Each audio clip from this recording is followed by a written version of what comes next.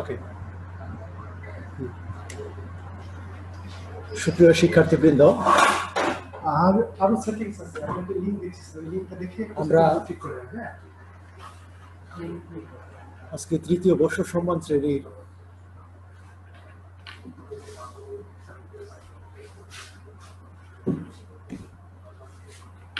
আধুনিক কালে দূরপ্রাচ্য ও দক্ষিণ পূর্ব এশিয়ার ইতিহাস আলোচনা করব। সুপ্রিয় শিক্ষার্থীবৃন্দ, আমরা আজকে দেখব জাপানের ইতিহাস, the Perry mission 1868, the opening of Japan and end of shogun. কি অবস্থার পরিপ্রেক্ষিতে জাপানে পেরির আগমন ঘটে গেছিল, সেখানে কি অবস্থার প্রেক্ষিতে মুক্তদার নীতি চালু করার নীতিগত সিদ্ধান্ত গৃহীত হয়েছিল এবং শোগুন শাসনের অবসান, এই বিষয়গুলো আমরা আলোচনা করার চেষ্টা করব। সুপ্রিয় শিক্ষার্থীবৃন্দ,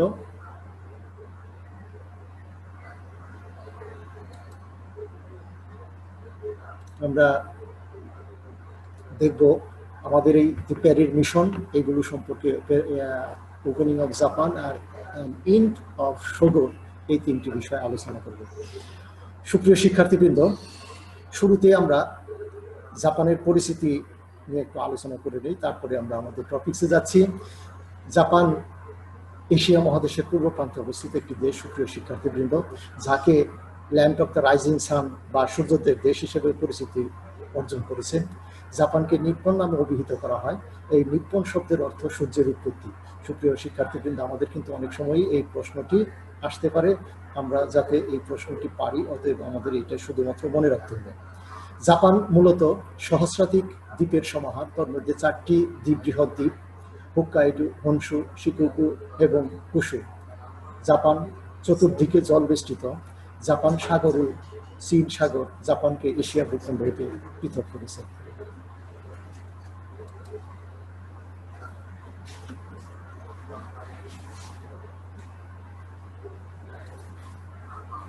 আমরা এখানে মানচিত্রে দেখে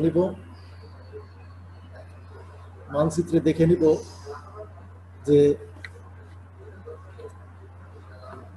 জাপানের অবস্থান। আমরা দেখতে পাবো চতুর্দিকে জল বেষ্টিত বা সমুদ্র বেষ্টিত এই দেশটি, এবং এ দেশের সাথে অন্য কোনো দেশের মূল ভূখণ্ডের সংযোগ আমরা দেখতে পাচ্ছি না। সুপ্রিয় শিক্ষার্থীবৃন্দ, এটা আমরা দেখে নেওয়ার চেষ্টা করব। জাপানের আয়তন 3,77,915 বর্গ কিলোমিটার বা 1,45,834 বর্গ মাইল। স্থলভূমির 15%ই বসবাস উপযোগী। বাসযোগ্য স্থান অপেক্ষা জনসংখ্যা অত্যধিক। বর্তমানে জনসংখ্যার 97.8% জাপানি বংশোদ্ভূত নাগরিক, 0.6% কোরিয়ান বংশোদ্ভূত নাগরিক, 0.2% অন্যান্য দেশের নাগরিক। প্রতি বর্গ কিলোমিটারে জনসংখ্যার বসতি 348 জন। সমগ্র বিশ্বে জনসংখ্যার ঘনত্ব 1 বর্গ কিলোমিটারে মাত্র 31 জন। সুপ্রিয় শিক্ষার্থীবৃন্দ, জনসংখ্যার ঘনত্বের দিক হতে বিশ্বে জাপানের স্থান চতুর্থ।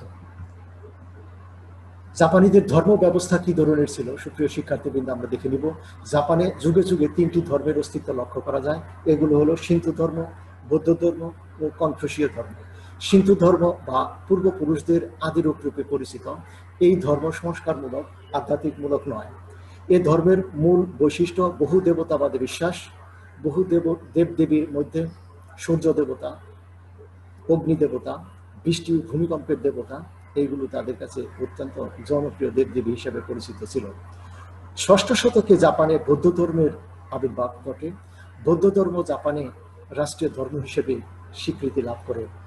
সুপ্রিয় শিক্ষার্থীবৃন্দ, আমরা দেখে নিব জাপানের উন্মুক্তকরণ আমাদের যে গুরুত্বপূর্ণ আলোচনা।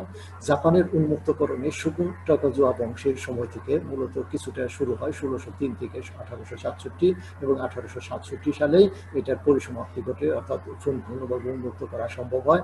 এই সময়ে অর্থাৎ 1603 থেকে 1867 খ্রিস্টাব্দ পর্যন্ত জাপানে 1153 বার কৃষক বিদ্রোহ সংগঠিত হয়েছিল এবং এই সময়ের মধ্যেই 1603 থেকে 1867 খ্রিস্টাব্দ পর্যন্ত জাপানকে একাকিত্বের যুগ হিসেবে বা এজ অফ আইসোলেশন হিসেবে অভিহিত করা হয়।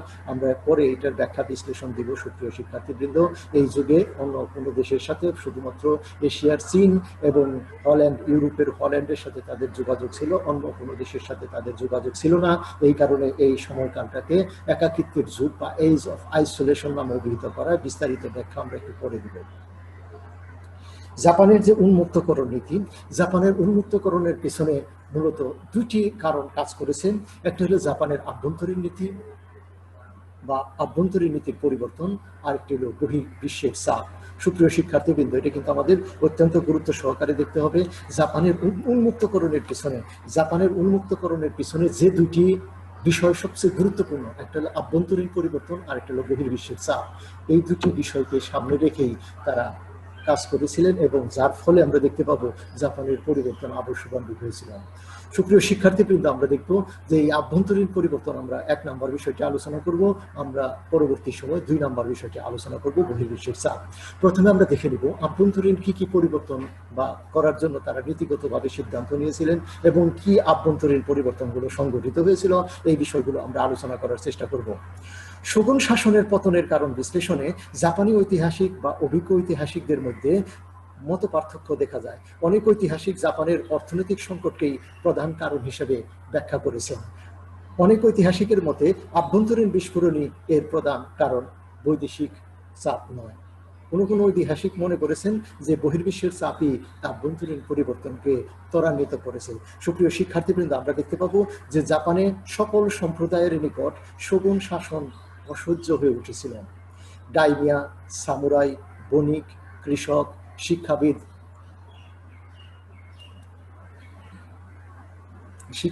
বণিক, কৃষক সকলে বিক্ষুব্ধ, পরিবর্তনমুখী এবং জাপানের রুদ্ধদ্বার উন্মুক্ত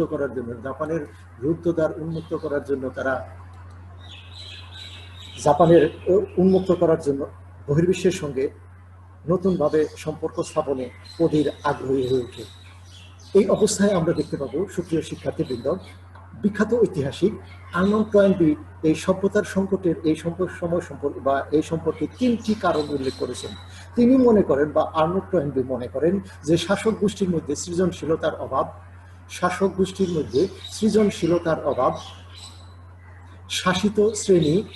শ্রেণীর প্রতি আনুগত্যের অভাব, সামাজিক শৃঙ্খলা। এই 3টি কারণেই মূলত আমরা দেখতে পাবো এই সভ্যতার সংকটের সম্মুখীন হয়। এই 3টি কারণে যখন কোনো সভ্যতা বিনষ্ট বা সংকটের সম্মুখীন হয় তখন বুঝতে হবে সভ্যতা আত্মঘাতী হয়েছে। আর্নল্ড টয়েনবি মনে করেন যে এই সমস্ত সভ্যতাগুলো এই সময় আত্মঘাতী হয়েছে। যেহেতু এই লক্ষণগুলো আভ্যন্তরীণ, সেই জন্য টয়েনবি মনে করেন যে আভ্যন্তরীণ কারণে সাধারণত সভ্যতা তথা সাম্রাজ্যের ধ্বংসের পথ প্রশস্ত হয়। তবে তিনি বহিরাক্রমণের প্রতিক্রিয়াও চিন্তা করেছেন। সুপ্রিয় শিক্ষার্থীবৃন্দ, তাহলে আমরা এখানে দেখতে পাবো 2টি বিষয়কে আমরা প্রাধান্য দিব। 2টি বিষয়কে প্রাধান্য আমরা দিচ্ছি, একটা হলো আভ্যন্তরীণ কারণ, আর একটা হলো বহির্শত্রুর আক্রমণ বা বহির্বিশ্বের চাপ। সুপ্রিয় শিক্ষার্থীবৃন্দ, আর্নল্ড টয়েনবি কিন্তু 2টি বিষয়কে এখানে প্রাধান্য দেওয়ার চেষ্টা করেছেন। তবে তিনি আভ্যন্তরীণ সৃজনশীলতার উপর বেশি ইমফেসিস দিয়েছেন এবং সৃজন শক্তির যে 3টি কারণ তিনি লিখেছেন, এই আভ্যন্তরীণ কারণকে তিনি বেশি ইমফেসিস দেওয়ার চেষ্টা করেছেন। সুপ্রিয় শিক্ষার্থীবৃন্দ, তাহলে আমরা এখানে দেখে নিব যে এই সময়ে এই সমস্ত কারণে আমরা মূলত দেখতে পাবো যে এই শোগুন শাসনের অবসানের পর ত্বরান্বিত হয়েছিল। আমরা দেখব যে 1192 সালে এই যে শোগুন যুগের সূচনা হয়েছিল এবং 1867 সাল পর্যন্ত শোগুন শাসন আমল চলছিল। সুপ্রিয় শিক্ষার্থীবৃন্দ, আমরা একটু বিস্তারিত বলে নিই যে বা শোগুন উপাধি বিষয়টি একটুখানি বলে নিব, তারপরে আমরা আবার এই আভ্যন্তরীণ পরিবর্তনের দিকে যাব। সামন্ত যুগে আমরা দেখতে পাবো ডান নো ওরার যুদ্ধের পর কামাকুরা বা কুফুর অধিনায়ক মিনামোটো জোরিটোমো সম্রাটের কাছ থেকে এক নতুন খেতাব পাবার পরিকল্পনা গ্রহণ করেন। এই পরিকল্পিত খেতাবের নাম শোগুন। 1192 খ্রিস্টাব্দে তৎকালীন ত্রয়োদশ বংশীয় সম্রাট গুটু বা মিনাটুবু জরিটুমু অনুরোধে তাকে শোগুন উপাধিতে ভূষিত করেন। শোগুন শব্দের অর্থ প্রধান সেনাপতি বা সামরিক অধিনায়ক। সুপ্রিয় শিক্ষার্থীবৃন্দ, আমাদের কিন্তু অনেক সময় এমসিকিউতে প্রশ্ন আসে যে শোগুন শব্দের অর্থ কি। তাহলে এখানে আমরা বলতে পারবো প্রধান সেনাপতি বা সামরিক অধিনায়ক। ক্লিয়ার? তাহলে আমাদের এটা কোনো অসুবিধা হওয়ার কথা না সুপ্রিয় শিক্ষার্থীবৃন্দ। তাহলে আমরা এটা দেখে নিব। এই অবস্থায় আমরা দেখব যে সামন্ত যুগ 1191 থেকে 1867 খ্রিস্টাব্দ পর্যন্ত মূলত চলছিল। এই অবস্থায় আমরা দেখতে পাবো প্রথম শোগুন ছিলেন মিনামোটো জোরিটোমু, এবং তিনি সম্রাটের কাছ থেকে আমরা ইতিমধ্যেই বললাম যে শোগুন উপাধিতে ভূষিত হয়েছিলেন। সর্বশেষ শোগুন ছিলেন এই টোকুগাওয়া বংশের যোশিনোবু। সর্বশেষ শোগুন টোকুগাওয়া বংশের প্রতিনিধি যোশিনোবু, তিনি 1866 থেকে 1867 সাল পর্যন্ত ক্ষমতায় ছিলেন। অতএব আভ্যন্তরীণ যে সমস্ত পরিবর্তনগুলো হচ্ছে সুপ্রিয় শিক্ষার্থীবৃন্দ, সেটা আমরা আলোচনা করার চেষ্টা করছি। সুপ্রিয় শিক্ষার্থীবৃন্দ, আমরা দেখব যে জাপানের অর্থনৈতিক পরিবর্তন। আমরা যদিও বর্তমান জাপান সম্পর্কে আলোচনা করছি না, তারপর আমরা এখানে অর্থনীতি অর্থাৎ শোগুন যুগের অর্থনীতি সম্পর্কে একটু ধারণা নেওয়ার চেষ্টা করব। সুপ্রিয় শিক্ষার্থীবৃন্দ, যে শোগুন যুগে জাপানের অর্থনীতি ছিল কৃষিভিত্তিক অর্থনীতি। তুলা, চা, চাউল, তামাক, মালবেরি এগুলো কৃষি পণ্য তাদের উৎপাদিত হতো, এবং 4/3 মানবে অর্থাৎ 75% জনগণই মূলত কৃষির উপর নির্ভরশীল ছিল। অর্থাৎ আমরা শোগুন শাসন আমলের কথা কিন্তু বলছি সুপ্রিয় শিক্ষার্থীবৃন্দ। এই সময়ে আমরা দেখতে পাবো যে এই সময়ে তাদের তুলা, চা, চাউল, তামাক, মালবেরি এগুলো উৎপাদিত হতো। 1600 থেকে 1730 খ্রিস্টাব্দ পর্যন্ত এই সালের মধ্যে আমরা দেখতে পাবো এগুলোর উৎপাদন দ্বিগুণ হয়ে যায়, এবং এই সময় আমরা দেখতে পাবো বিভিন্ন শহরের উত্থান ঘটে। এমনকি আমরা দেখতে পাবো জনসাধারণ আস্তে আস্তে কৃষি জমি পরিত্যাগ করে তাহারা শহরের দিকে ধাবিত হয়, এবং মাত্র ইন্ডাস্ট্রিয়াল রিভলিউশন বা শিল্প বিপ্লব দেশটিতে সংগঠিত হওয়ার মতো পরিবেশ তখনও হয়নি। এই অবস্থায় আমরা দেখতে পাবো দুই ধরনের শহর সেখানে গড়ে উঠেছিল। একটা হলো ধর্মকে কেন্দ্র করে, আর একটা হলো বাণিজ্যকে কেন্দ্র করে। সুপ্রিয় শিক্ষার্থীবৃন্দ, আমাদের কিন্তু এখানে পরিষ্কার ধারণা থাকতে হবে, একটা হলো বাণিজ্যকে কেন্দ্র করে তাদের একটা শহর, আর একটা ধর্মকে কেন্দ্র করে। শহরের যে সমস্ত উত্থানগুলো ঘটেছিল বাণিজ্যকে কেন্দ্র করে, তার মধ্যে অন্যতম এবং গুরুত্বপূর্ণ ছিল নাগাসাকি, সাকাই, ওসাকা। আর ধর্মকে কেন্দ্র করে যে সমস্ত শহরগুলোর ডেভেলপ হয়েছিল সেগুলোর নাম হলো, সেই বাণিজ্য কেন্দ্রগুলোর নাম হলো আমরা দেখতে পাবো নারা, ইশিয়ামা। এগুলোকে ধর্মকে কেন্দ্র করে, আর বাণিজ্যকে কেন্দ্র করে হয় নাগাসাকি, সাকাই, ওসাকা। আর জনসংখ্যার উপর ভিত্তি করে শহরকে মোটিভেট করা হতো। এইগুলো আমরা একটুখানি দেখে নেওয়ার চেষ্টা করব সুপ্রিয় শিক্ষার্থীবৃন্দ। যে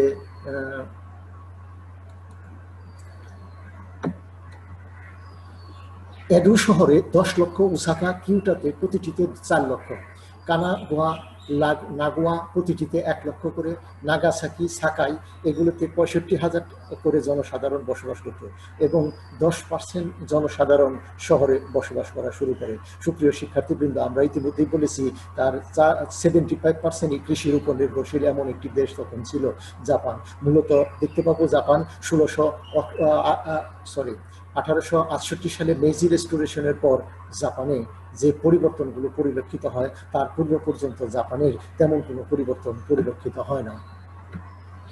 সুপ্রিয় শিক্ষার্থীবৃন্দ, আমরা জাপানের আভ্যন্তরীণ পরিবর্তনের বিষয়টি দেখছি। জাপানের সামন্ত যুগ বা মধ্যযুগের স্থায়িত্বকাল ইতিমধ্যে আমরা বলেছি যে 1192 থেকে 1867 পর্যন্ত। যদিও আমরা জানি যে ডাইমিয়া শ্রেণীর বিলুপ্ত হয়েছিল 1871 সালে, কিন্তু তারপর আমরা দেখতে পাবো যে এখানে 1867 সালেই সামন্ত যুগের অবসানের পর ত্বরান্বিত হয়েছিল। অষ্টাদশ শতকের শেষ দিকে জাপানের আভ্যন্তরীণ রাজনীতি এবং অর্থনীতিতে ব্যাপক পরিবর্তন বা বেশ কিছু পরিবর্তন লক্ষণীয়।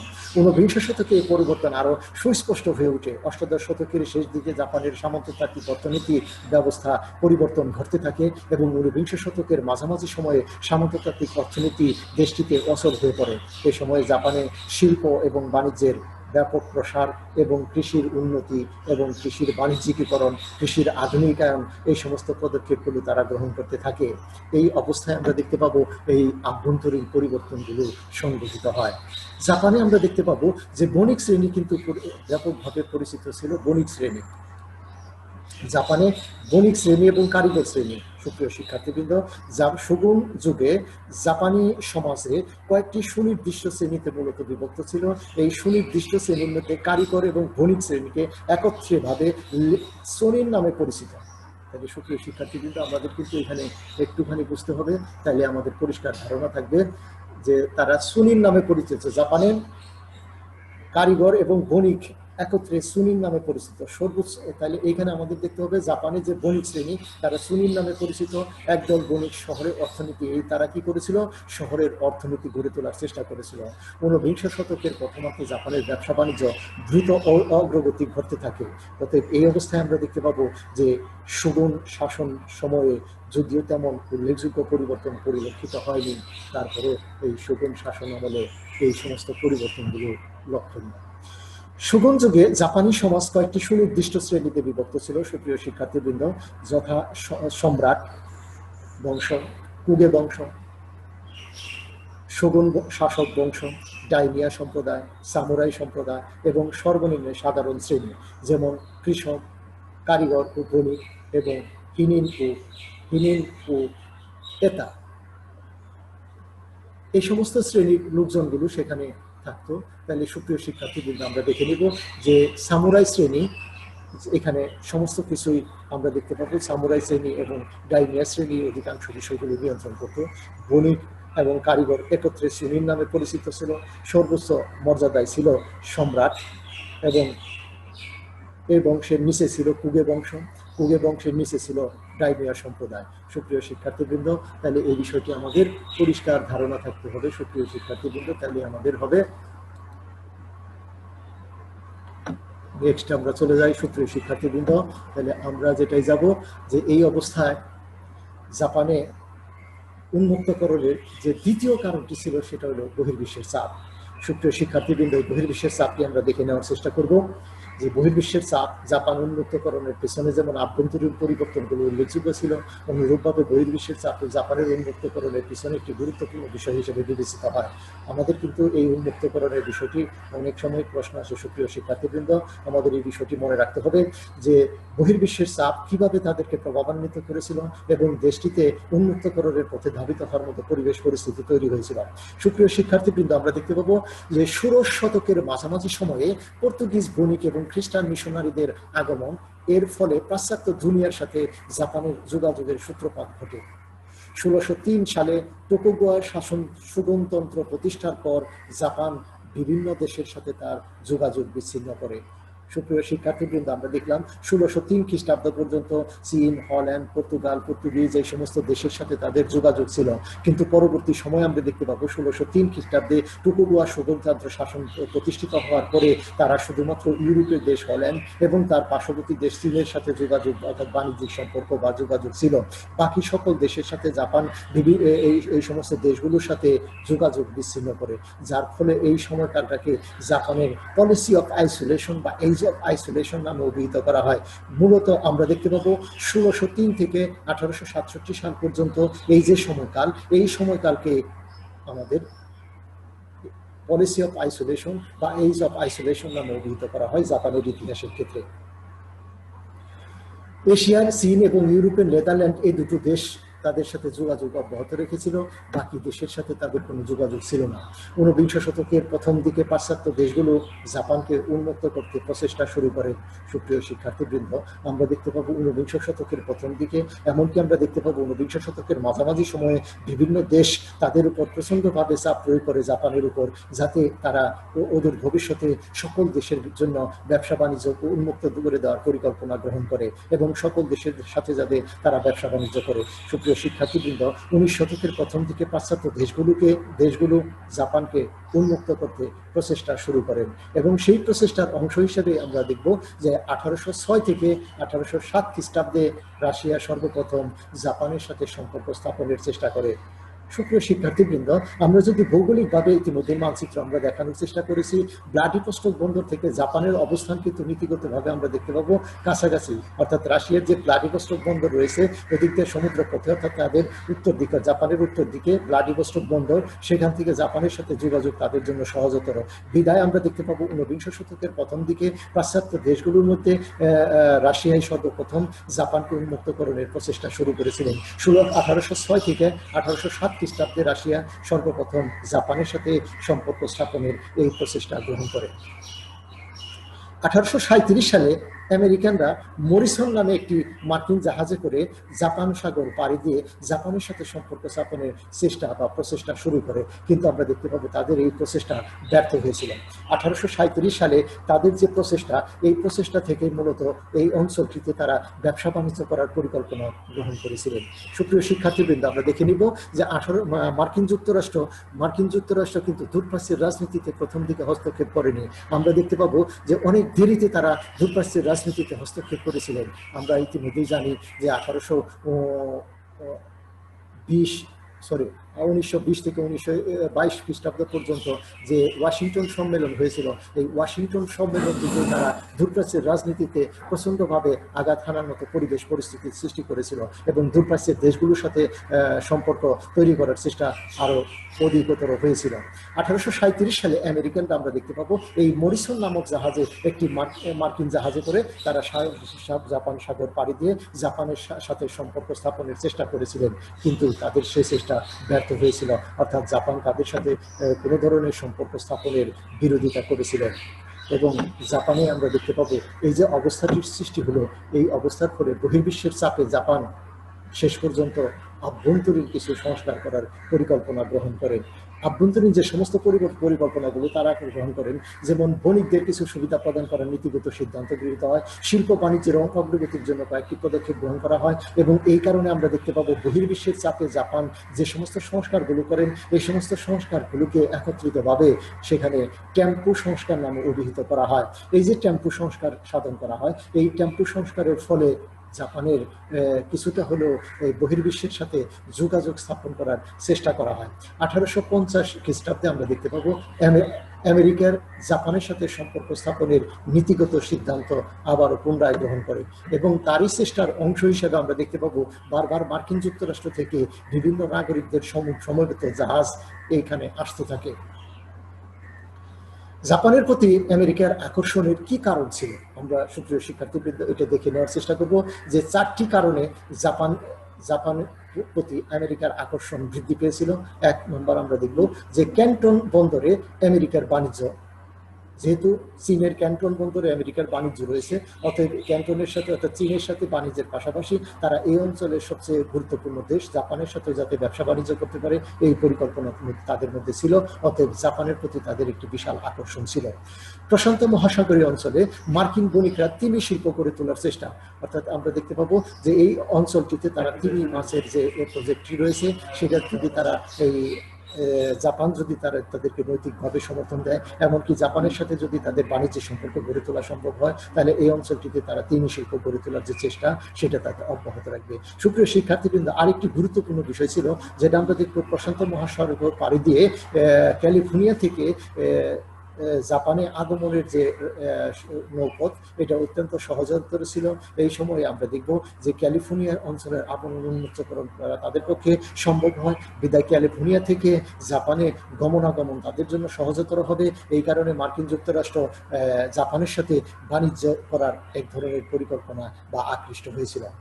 এই অবস্থার প্রেক্ষাপটে আমরা দেখতে পাবো নতুন নতুন আবিষ্কারও এতে ইন্ধন জুগিয়েছিল, অর্থাৎ এই অঞ্চলটিতে জাপানের এই অঞ্চলটিতে আমেরিকাকে ব্যবসা বাণিজ্যে অনেকাংশে উদ্বুদ্ধ করেছিল।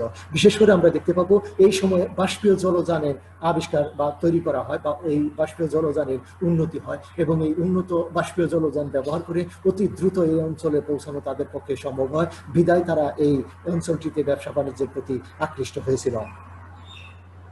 সুপ্রিয় শিক্ষার্থীবৃন্দ, আমরা দেখব যে 1852 সালে মার্কিন নৌ দপ্তরের পদস্থ কর্মচারী ও কূটনীতিবিদ ম্যাথু গলব্রেথ পেরিকে একটি চিঠি দিয়ে জাপানে পাঠানোর সিদ্ধান্ত সরকার নীতি গ্রহণ করে।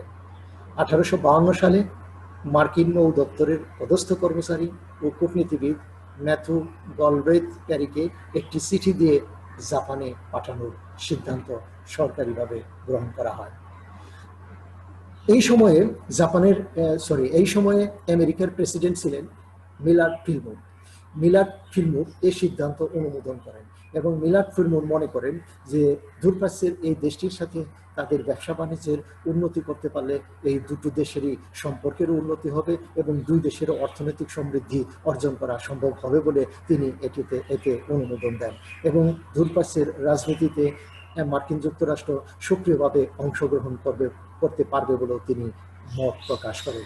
1853 সালে জুলাই মাসে কমোডোর পেরির নেতৃত্বে 4টি যুদ্ধজাহাজ সম্বলিত একটি মার্কিন নৌবহর জাপানে এসে উপস্থিত হয়। 1853 সালে জুলাই মাসে কমোডোর পেরির নেতৃত্বে যে জাহাজটি আসে, এই জাহাজ আসার পর পেরি জাপানের কর্মকর্তাদের নিকট এবং জাপানের সম্রাটের নিকট প্রেসিডেন্ট ফিলমোর লেখা একটি চিঠি হস্তান্তর করার চেষ্টা করেন, কিন্তু সম্রাটের নিকট তিনি চিঠি হস্তান্তর করতে পারেন নাই। সম্রাটের 2 জন প্রতিনিধির কাছে এই চিঠিটি তিনি হস্তান্তর করেছিলেন। মার্কিন নাবিক এবং তিনি এখানে বললেন যে তারা যদি এই অঞ্চলের সাথে ব্যবসা বাণিজ্য করে তাহলে এই অঞ্চলের কি উন্নতি হবে এবং তাদের কি উন্নতি হবে বা তাদের জন্য কি কি করতে হবে।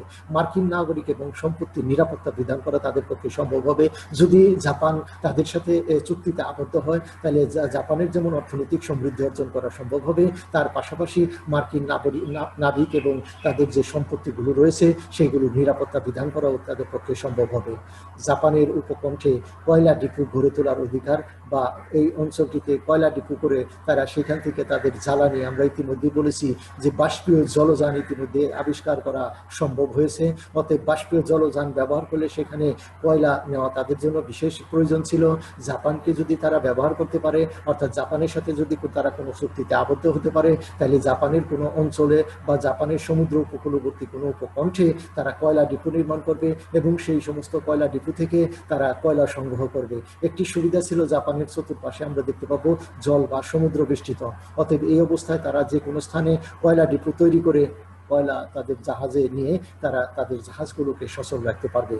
পণ্য বিক্রয়ের মাধ্যমে মার্কিন এবং জাপানি এই দুটি দেশের মধ্যে সম্পর্ক উন্নয়নের একটি চেষ্টা করা যেতে পারে। তাহলে সুপ্রিয় শিক্ষার্থীবৃন্দ, আমরা দেখতে পাবো যে তারা কিন্তু তাদের শুধুমাত্র মার্কিন যুক্তরাষ্ট্র বা আমেরিকার স্বার্থেই তারা যে কাজ করবে তা কিন্তু নয়, জাপানের স্বার্থেই তারা এখানে কাজ করার চেষ্টা করেছিলেন। অর্থাৎ বহির্বিশ্বের চাপ বা মার্কিন যুক্তরাষ্ট্র এক ধরনের চাপ সৃষ্টি করার চেষ্টা করেছিলেন।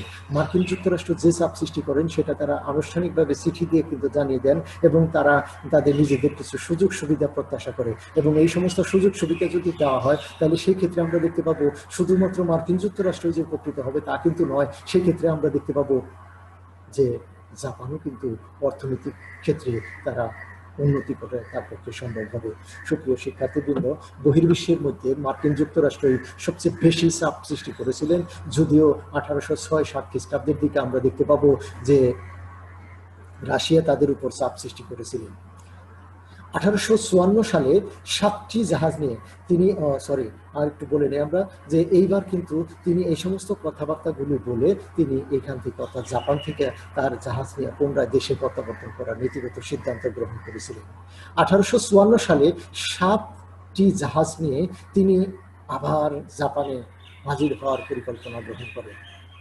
সুপ্রিয় শিক্ষার্থীবৃন্দ, আমরা দেখব যে 1854 সালে 7টি জাহাজ নিয়ে তিনি যে হাজির হন, এইবার আমরা দেখব যে জাপানে শুগুন তৎকালীন সম্রাট কুমিও মার্কিন প্রস্তাব নিয়ে আলোচনা করেন। মার্কিনরা যে ব্যবসা বাণিজ্যের জন্য যে সমস্ত প্রস্তাবগুলি দিয়েছিল, তারা যে কয়লা ডিপো স্থাপনের প্রস্তাব দিয়েছিল, তারা যে তাদের নিরাপত্তার বিষয়ে প্রস্তাবগুলি উপস্থাপন করেছিল, এইগুলো সম্পর্কে সম্রাট কুমিও আলাপ আলোচনা করা শুরু করেন। সম্রাট কুমিও যে সময় আলাপ আলোচনা করা শুরু করেন, এই সম্রাট কুমিও আলাপ আলোচনা করার প্রেক্ষিতেই আমরা দেখতে পাবো যে এইখানে যারা দুইটা গ্রুপে বিভক্ত হয়ে যায়, জাপানের লোকজন দুইটা ভাগে বিভক্ত হয়ে পড়ে। যারা সম্পর্ক স্থাপনের পক্ষে অর্থাৎ জাপানের সাথে মার্কিন যুক্তরাষ্ট্রের সম্পর্ক আরো সুনিবিড় হোক এই প্রত্যাশা করে তাদেরকে কাইকোকুটা নামে অভিহিত করা হয় এবং যারা এই জাপানকে মার্কিন যুক্তরাষ্ট্রের সাথে সম্পর্ক উন্নতির আর কোনো প্রচেষ্টা গ্রহণ করা যাবে না, অর্থাৎ বিদেশিদের জন্য তাদের দ্বার কোনোভাবেই উন্মুক্ত করা যাবে না, যারা এই নীতির পক্ষে তাদেরকে বলা হতো জৈটো। সুপ্রিয় শিক্ষার্থীবৃন্দ, আমাদের কিন্তু দুটি কথা মনে রাখতে হবে। একটা হলো এক গ্রুপ হলো জাপানের সাথে মার্কিন যুক্তরাষ্ট্রের সম্পর্ক স্থাপনের পক্ষে তাদেরকে বলা হতো কাইকুকুটা, এবং যারা সম্পর্ক স্থাপনের বিপক্ষে অর্থাৎ জাপানের সাথে মার্কিন যুক্তরাষ্ট্রের সম্পর্ক স্থাপনের বিপক্ষে তাদেরকে বলা হতো জোইটো। এই অবস্থায় শেষ পর্যন্ত আমরা দেখতে পাবো যে জাপান সরকার নীতিগতভাবে সিদ্ধান্ত গ্রহণ করে যে তারা মার্কিন যুক্তরাষ্ট্রের সাথে বাণিজ্যিক সম্পর্ক গড়ে তোলার প্রচেষ্টা গ্রহণ করবেন। এবং এই অবস্থায় আমরা দেখব যে 1854 সালে 31শে মার্চ জাপান এবং মার্কিন যুক্তরাষ্ট্রের মধ্যে ট্রিটি অফ কানাগুয়া স্বাক্ষরিত হয়েছিল। Treaty of Kanagawa. সুপ্রিয় শিক্ষার্থীবৃন্দ, এখন আমরা দেখে নিব ট্রিটি অফ কানাগুয়া 1854 সালের 31শে মার্চ স্বাক্ষরিত হয়েছিল। এর গুরুত্বপূর্ণ যে সমস্ত কন্ডিশনগুলো ছিল আমরা অত্যন্ত সংক্ষিপ্তভাবে এখানে দেখানোর চেষ্টা করব। সুপ্রিয় শিক্ষার্থীবৃন্দ, তোমরা 2-4টি মনে রাখলেই হবে। আমরা দেখব যে নাগাসাকি সহ আরও 2টি বন্দর ধাতে এবং সীমাতে মার্কিন জাহাজের জন্য উন্মুক্ত করে দেওয়ার নীতিগত সিদ্ধান্ত গ্রহণ করা হয়। তাহলে কানাগুয়া সন্ধির সবচেয়ে গুরুত্বপূর্ণ বিষয় ছিল তাদেরকে 3টি বন্দর উন্মুক্ত করে দেওয়ার নীতিগত সিদ্ধান্ত গ্রহণ করা হয়। 1 নম্বর হলো নাগাসাকি, 2 নম্বর দাতে, 3 নম্বর হলো শিমাডু। এই 3টি জাপানি বন্দর মার্কিন যুক্তরাষ্ট্রের জাহাজের থাকার নিরাপত্তার জন্য, এমনকি তাদেরকে আশ্রয়স্থল হিসাবে গণ্য করার জন্য এই 3টি বন্দর তারা ব্যবহার করতে পারবে, অর্থাৎ জাপানের দরজা বা জাপানের দ্বার এর মাধ্যমে উন্মুক্ত করে দেওয়ার নীতিগত সিদ্ধান্ত গ্রহণ করা হয়। 2 নম্বরে আমরা দেখব এডো শহর থেকে 60 মাইল দূরে শিমাডুতে একজন মার্কিন কনসাল স্থায়ীভাবে বসবাস করার অনুমতি লাভ করে। সুপ্রিয় শিক্ষার্থীবৃন্দ, আমরা দেখব যে এই যে তাদের ব্যবসা বাণিজ্য অথবা তাদের যে 3টি বন্দর ব্যবহার করবে, এই 3টি বন্দরে তাদের ব্যবসা বাণিজ্য দেখাশোনা করার জন্য একজন মার্কিন কনসাল থাকবে। এই মার্কিন কনসাল শিমাডুতে, আমরা কিন্তু শহরের উল্লেখ করেছি যে এডো শহর থেকে 60 মাইল দূরে শিমাডুতে একজন মার্কিন কনসাল স্থায়ীভাবে বসবাস করার অনুমতি প্রদান করা হয় কানাগুয়া চুক্তিতে। 3 নম্বর আমরা দেখব যুক্তরাষ্ট্রের কোনো জাহাজ দুর্ঘটনার সম্মুখীন হলে জাপানি কর্তৃপক্ষ মার্কিন যুক্তরাষ্ট্রের নাবিকদের সাহায্য ও আশ্রয় দান করবে। সুপ্রিয় শিক্ষার্থীবৃন্দ, আমরা দেখে নিব যুক্তরাষ্ট্রের কোনো জাহাজ দুর্ঘটনার সম্মুখীন হলে জাপানি কর্তৃপক্ষ আমেরিকার নাবিকদের, এমনকি আমরা দেখতে পাবো আমেরিকার নাবিকদের নিরাপত্তা এবং আমেরিকার যে নাগরিকরা আছে তাদেরকে আশ্রয় দানের যথাযথ ব্যবস্থা নিবে। 4 নম্বরে আমরা দেখতে পাবো যুক্তরাষ্ট্র জাপানের কাছে সবচেয়ে অনুগৃহীত দেশ হিসাবে স্বীকৃতি লাভ করবে। সুপ্রিয় শিক্ষার্থীবৃন্দ, এটা কিন্তু এক ধরনের অসম সন্ধি, এবং এর ফলে আমরা দেখতে পাবো ইউরোপের 2টি দেশ জাপানকে চাপ প্রয়োগ করে এই ধরনের অসম সন্ধি তার সাথে করতে বাধ্য হয়েছিল বা করেছিল। সুপ্রিয় শিক্ষার্থীবৃন্দ, আমরা দেখে নিব যে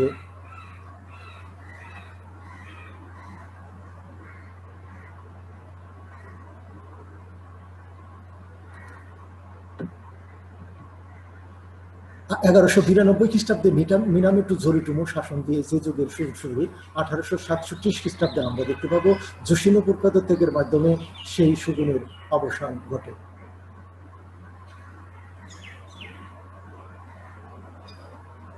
এবং এই অবস্থায় আমরা দেখব যে আভ্যন্তরীণ কিছু পরিবর্তন পরিলক্ষিত হয়েছিল। এই আভ্যন্তরীণ পরিবর্তনগুলো আমরা দেখব যে শোগুন শাসনের অবসানের প্রেক্ষিতেই মূলত আমরা দেখতে পাবো যে এখানে পরিবর্তন হয়েছিল। এবং আমরা আরেকটি চুক্তি দেখতে পাবো হ্যারিস নামে 1858 সালে হ্যারিসের সাথে আরেকটি মার্কিন যুক্তরাষ্ট্রের সাথে জাপানের চুক্তি হয়েছিল, সেটা হলো হ্যারিস চুক্তি নামে পরিচিত। এই সময় আমরা দেখতে পাবো যে শোগুন প্রশাসনিক যোগ্যতা বা অযোগ্যতা, এটা আমরা দেখে নেওয়ার চেষ্টা করবো। সুপ্রিয় শিক্ষার্থীবৃন্দ, আমরা শোগুন শাসকরা ক্রমশ আরামপ্রিয় এবং শাসন কার্যে উদাসীন হয়ে উঠেছিল, এবং তাদের মধ্যে সবচেয়ে 3 জন শাসক শোগুন ইয়াজোশু, হিদেদত এবং ইয়েৎসু অবশ্যই জাপানের মধ্যযুগের ইতিহাসে শক্তিশালী শাসক হিসেবে সুপরিচিত। কিন্তু পরবর্তী শোগুনরা ধীরে ধীরে শক্তিহীন হয়ে পড়ে এবং শাসন কার্য বিমুখ হয়ে পড়ে। শোগুনরা ক্রমশ মনোনিবেশ করে সাংস্কৃতিক চর্চা এবং বৌদ্ধ ধর্ম চর্চা, এবং আস্তে আস্তে আমরা দেখতে পাবো শোগুন শাসনের অবসান ঘটে। সুপ্রিয় শিক্ষার্থীবৃন্দ, আমরা দেখব যে এইভাবে শোগুন শাসনের পতনের পথ ত্বরান্বিত হয়। আমরা শোগুন শাসন সম্পর্কে, এমনকি শোগুন শাসনের পতন এবং জাপানের উন্মুক্তকরণ এবং জাপানের পরিস্থিতি সম্পর্কে সংক্ষিপ্তভাবে সুপ্রিয় শিক্ষার্থী আলোচনা করলাম। তোমাদের যদি কোনো প্রশ্ন থাকে তাহলে করতে পারো। সুপ্রিয় শিক্ষার্থীবৃন্দ, তোমরা প্রশ্ন করতে পারো যদি কোনো প্রশ্ন থাকে।